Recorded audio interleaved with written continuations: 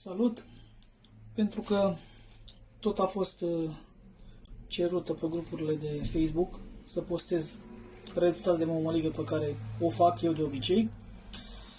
V-am mai spus, este o rețetă preluată, nu este niciun mare secret, nu este foarte specială, doar că la mine funcționează, are și rezultate și pot să încep cu ea să vă arăt. O simplă cană, nu contează mărimea, cantitatea, cât intră în ea. Este foarte simplu.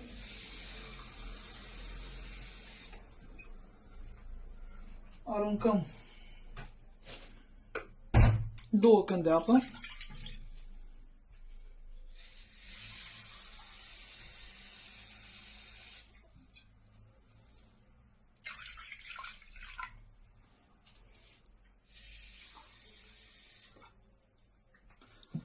Și un sfert pentru cantitatea care o doresc eu ca să o obțin. După care cu aceeași cană o ștergem un pic să nu rămână pe pereți apă. Se ia frumos o cană de mălai. Și exact acum, la rece, aragazul nu este pornit, apa nu este caldă, este rece. Se bate frumos mălaiul. În felul acesta nu rămân nici cocoloașe, nici nimica. Specific că mălaiul este din târg, foarte fin. E ca și cum ar fi trecut ar fi cernut. Uitați.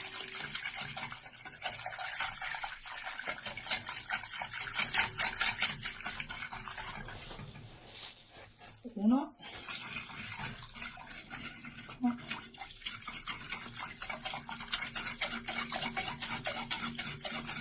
Și o să mă opresc undeva momentan aici ca să vă explic de ce.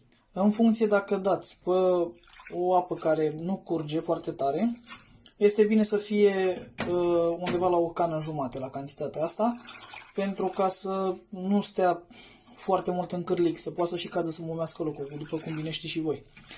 Dacă o vreți mai tare și dați pe apă curgătoare, în care aveți nevoie ca mămăliga să fie mai fixă, să stea mai mult în ac, chiar să și o recuperați a doua oară, deși nu prea e indicat. Ia uitați cum fac eu. Am pus o cană jumătate.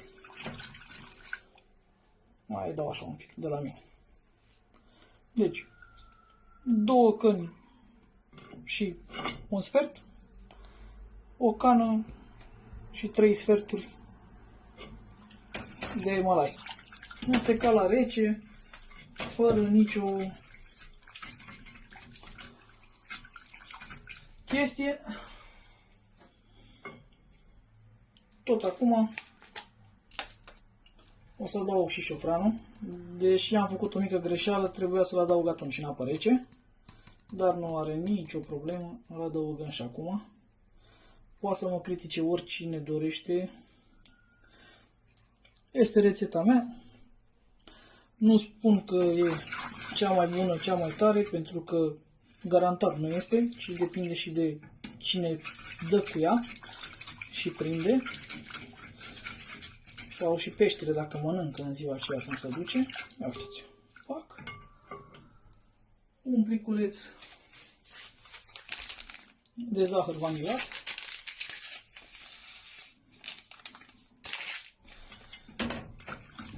Îl amestecăm iară foarte bine și pe el.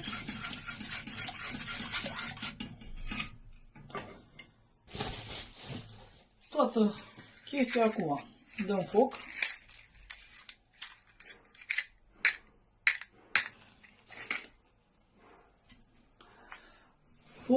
Ochiul este pe ochiul cel mic de la aragaz, care îl dăm la maxim, până când va începe ca mălaiul să dea un clocot. Să simți că fierbe și atunci din focul maxim pe care îl avem acum o să-l dăm cel mai mic.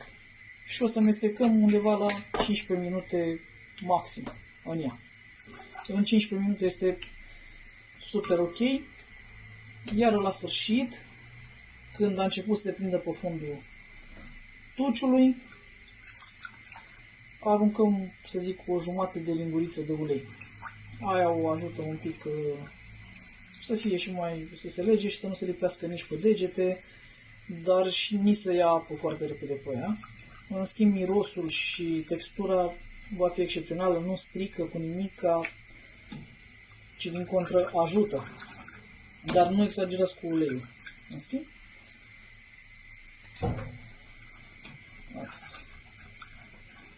am 5 minute de când am început filmarea și o să mai urmeze încă 12 de aici încolo la fiert mămăliga.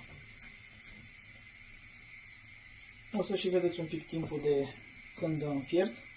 O să-l las așa.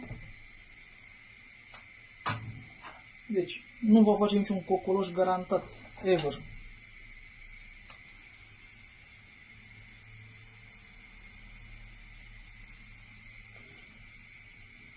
Ia uite.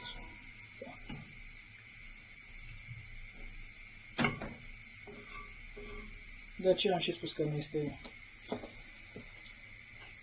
o rețetă foarte specială, dar pentru mine a fost foarte eficientă de fiecare dată. Acum depinde și de fiecare în parte, fiecare pescar, dacă se poate învăța, adapta cu ea. În schimb, este una foarte ușor de făcut. Nu necesită nu știu câte ingrediente, trucuri sau alte elemente adăugate care ar putea îngreuna rețeta.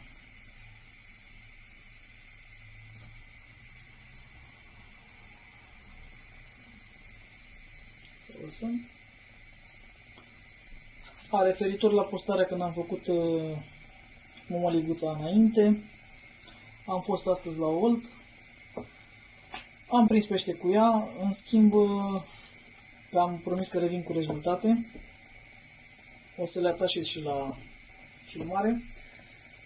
Nu au fost foarte, să zic, mulțumitoare, dar nu din punctul de vedere al mămăligii. Uitați, vedeți acolo unde ară cu lingura, deja a început să dea în fiert, mai lăsăm puțin. Nu au fost foarte mulțumitoare din punctul de vedere că nu am mâncat peștele. Adică am luat undeva la 2 carași și vreo 4 babuști, dintre care o babușcă a fost prinsă sau 2 la macaroană, la Barilla 47, iar restul a fost prins la mămăligă. În schimb, pentru acolo am făcut mămăliga undeva, acum a început să dea în clocot și acum dăm focul la mic. În schimb, și ceilalți au fost prinși la mămăligă. Acum am făcut mămăliga mai tare, pentru că curgea oltul și știam că o să mă duc o apă cu un curent un pic mai în zona aceea mai puternic. Dar nu am mâncat. Au mai fost și ceva pescari pe lângă noi și pe margine și din barcă. Nu a vrut. Foarte, foarte slăbuțe rezultate au fost astăzi acolo în zona aceea, pentru că la un moment dat au oprit de tot apa, peștele n-a mai vrut să mănânce, iar după aceea la vreo 2 ore au dat drumul la apă așa puternic cât au început să mute toți plaurii. Și rezultate chiar nu puteai să te aștepți să existe ceva surprinzător. În schimb, sărea foarte mult crab și cred că următoarea partidă din zilele următoare, dacă nu săptămâna viitoare, garantat, o să fac o încercare acolo din barcă, pentru că stăteau acolo până în găurile dintre plauri. Ia uite, a început deja să se facă mămăliguța. În schimb, cu aceasta care o fac acum, o să merg în barajul din nord să dau la pescuit, să mai mă relaxez după amiaza aceasta.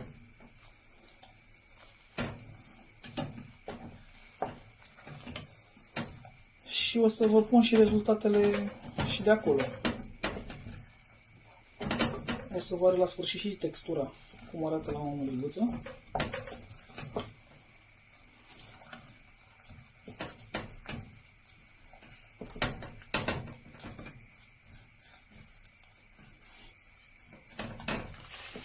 Vedeți, aceasta am făcut-o un pic mai moale, ca să o fac de bobiță. Acolo barajul este secat aproximativ în totalitate, să zic, gen au mai rămas gropi.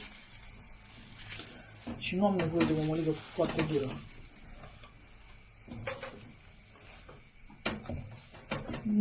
Nu mă consider și nu sunt un expert în mămăligă, în nimica. Pur și simplu este o rețetă preluată de la MasterChef, iar cunoscătorii de aici, din Vâlcea, știu la cine mă refer. Cine este MasterChef-ul când noi ieșim la pescuit în grup. Tot respectul pentru el. O persoană deosebită. Și dacă o puteți căuta și vreți să aflați cine este, nu o să-l divulg. O să-l găsiți în postările mele de la grătare. Uite, și frumos să dezlipește după fund.